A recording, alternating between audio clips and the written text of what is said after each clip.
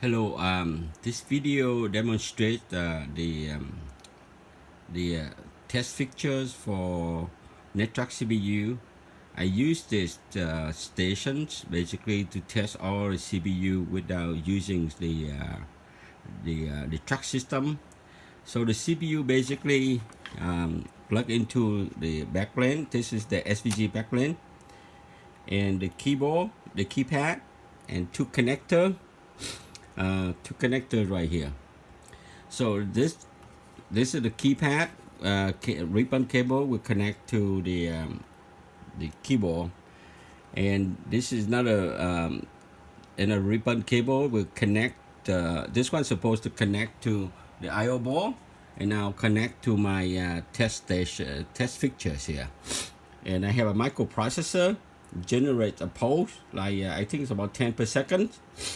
So I use a PC and a power supply, so I turn it on. So basically, I go back the keypad just like SVG keypad, and now create the diagnostic. I call diagnostic 7. So I can have I have a 7 different type of tests. Okay, so basically this I have a probe here. This probe, you can put it any pin in here, something like that, and you can test all the chip. So this probe basically you have a square wafer of 10 pulse per second. So remember, this is diagnostic 7. Diagnostic 7, you can have 1, 2, 3, 4, 5, 6 different tests. So on the screens, basically it just follow testing all the IC from the schematic. I think it's this is the schematic for NetTrack CPU you already have. So going back to this one, let's start testing this IC here. This is the I think the encoder IC. This is from the track side. This is for the indexer side. If this one, if the microprocessor receive the pulse, it will acknowledge. That means all the circuit go to the transistor, going back to the power, and going back to the microprocessor. So it's very easy to test, to identify the problem. Okay, let's start from 0, 1. So I'm going back here again. Diagnostic 7, 0, 1. Okay, 0, 1 is telling me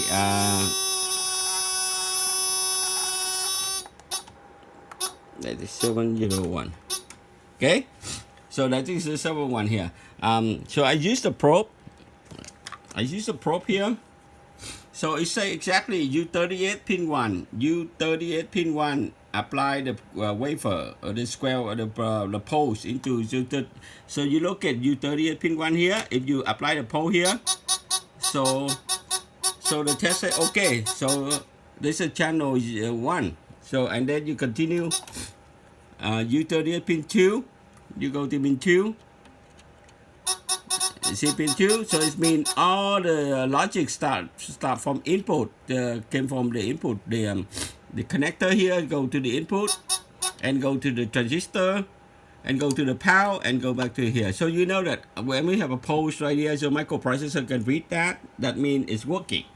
Okay, and you continue pin 3, pin 4. Remember, the probe is very safe. You can put anywhere. It's not going to burn the circuit. So you can put anywhere. You're not going to burn the circuit. Pin 5, pin 6. I put two double pole, so pin 7 here. Okay, pin 9. And it start to use 44, pin 1. You fold out here, pin 1, pin 2, pin 3, pin 5, pin 6. You see that? When you see the pole, you say okay. Pin 7, pin 8, pin 9. So you continue doing like that.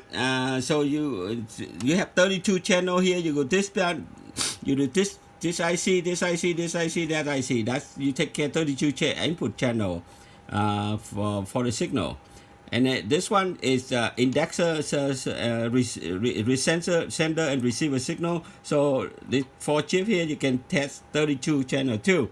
So you keep doing that. 145 is down here. Okay, 1, 2, pin 2, 3, 4, 5, 6, 7, 8, 7, 9. So 4, 5, 9 is right here. See, if I put I send the wafer from, I send a pulse from P9 here, the microprocessor will receive it. So we know all the logics here, all the logic here is working. If it's not very easy to trace, use a schematic to go back any pin in here. This is transistor, and transistor go back to the power, and then basically you can troubleshoot that one. Okay, and let's see, you continue doing that. So we go to U39. 1, 2, 3, 4, 8 channel, and you go to right here. You will see and we're done. And testing, you see, and they go 38 pin 1. Okay, 1, 2, 3, 4, 5, 6, 7, 8, 9. U44 1. You go back to U44 1 right here. Okay. Okay. So and then for diagnostic. And then clear, diagnostic 702. Diagnostic 702 basically testing this for IC. So it say that here U40 pin 3, U40 pin 3. See that? So it's working. Channel 1 pin 4, pin 5. See, if you put the wrong pin, it will pin 5 will work. If you have a bad IC, you won't see this this OK message here. So I say pin 6 right here, so that channel work. And it say pin 10, get over here. See, pin 10. So I check this 8 input for this encoder, and I continue to do that. Pin 11, pin 12, pin 13, and I go to 46 pin 3. 46 pin 3 is right here. See? So it's working. You see, it's counting. The counter is tell it receive the pole. So you keep doing that. Pin 11, pin 12, pin 13, and you 47 pin 3. 47 3 right here. And keep doing that. For all the pins. Basically, every IC have 8 input. So you now 41, 11. Let's say 41 right here. 9, 10, 11. See that? So very easy to check all the input. 32 channel on this side, 32 channel on this side, and 4 ID. If you don't have a pulse, that means that IC is bad. Or if you have or sometimes the transistor bad, basically like that. So I'm done with that. I go to clear diagnostic 7 3. 3 is testing the input for P3. So you go to P331, okay? P331 is one of these pins right here. I already did that now. Right here, see? P331. I pull that basically the connector to my test picture. And continue next one. It's working. You see it's working? So that's the 3 input. That's 3 input. Okay? Right, that's the 3 input came from P3. So you got 32 input here, and 3 input from P3. Let's go to the buffer and go to opto, and then go back to the encode. I mean the power, and go back here. So same thing here. This is go to here, go to the opto, and go back to the power. And go back to Rabbit microprocessor. Okay, that's for diagnostic 703. Okay, let's show diagnostic 704. The 704, you test the you see, you test the pattern here. So that tell the 2 buffer, 16 output from the 16 output from the buffer go directly to the connector, instead of go to the I/O board, and now it's go to my test fixture. So I can see that all this 16 signal flashing correctly. See that? If I continue next test, you see all the this is a working one test. So you got all 16 channel output channel work perfectly. You see it's working. Okay, and then work backward, and it's on, all on. I can do one at a time. See that? Do one at a time. I hope you see this one. Very hard to see, but basically.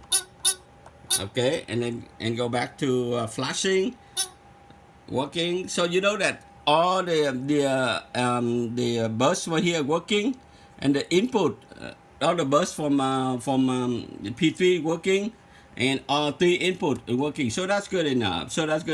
Okay, and you see the counter keep counting it. It's counting. Okay, and go to another one is diagnostic 704. No, 04 already. Diagnostic 705. Next one. Next one, testing all the key. You see, if I put the key in here, so it tells exactly the key.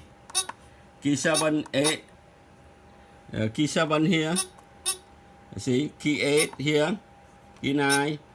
So it's read all the key. So we know if all the key working, and then you can put any key in here. You see, all it works. Okay, all key working. Okay, and keep next one. Diagnostic 705, I think. That's a key code. And diagnostic 706. See, 706 is it display all the character in the upper bottom, and all the LED are basically flashing like this, so we know the pattern is working. All the patterns is working nicely. So this one, you know exactly, it came from the keypad, go to P1, I mean this one P2, and the keypad worked perfectly. So let's go to, that means this chip is working, and it's from this chip, go to the power and go to the CPU. Okay. And the next one will be clear diagnostic 707. See, 707, I said I check communication come port B, so I send the output with the pose and everything working. So I say okay, because I have a loop back on the serial port. Next one, so come C, is it working? Come B fail. You see, now I know come B fail, one of my serial port fail here because it doesn't receive the pole. And come E is working. That's it. So we have only come D is fail. That's all. So this means it check it check the 32 track signal, 32 index signal, 3 input from P3. 16 output from a resistor from one of the 2 chip here. Basically the 3 chip going now, and you see the pattern, and all the keypad to here you see it working. All the serial port is on the back here. I see there's a look back on my serial port. So that means from this software you can test everything in the board, and refer to schematic to figure out what chip is problem. So hopefully everything all right. You see, this is a simple test. I can identify any IC on the board. Bye bye.